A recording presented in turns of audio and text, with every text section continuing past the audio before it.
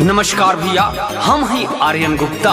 रौरा सुन रहल बानी एगो विकलांग लंगड़ के दर्द नंदन निराला व प्रिया सिंह के आवाज में।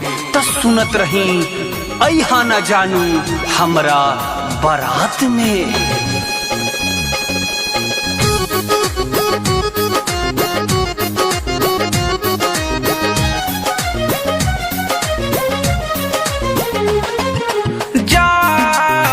वफा जा जा पिया बा के साथ में, जा बे वफा जा जा पिया बा के साथ में।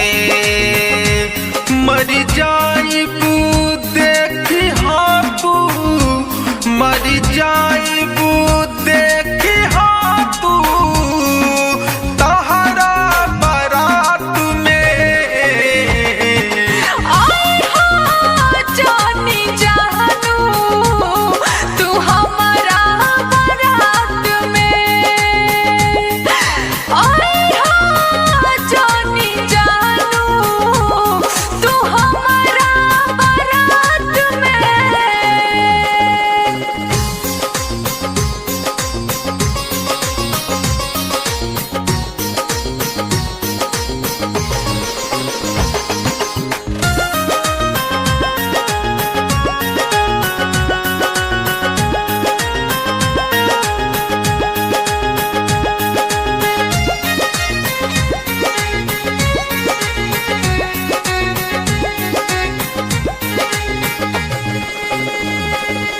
ओ मेरे सनम,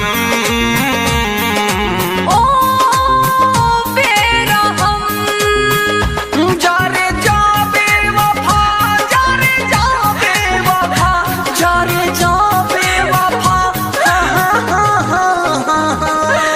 वादा कैलू हमसे जिए मरे के संग,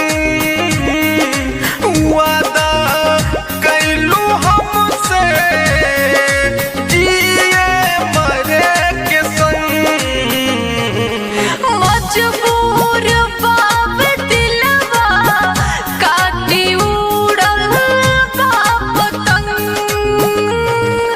मजबूर बाप दिलवा काटी उड़ल बा पतंग। फंस गईनी हम त जानू तहरा बात में, फंस गई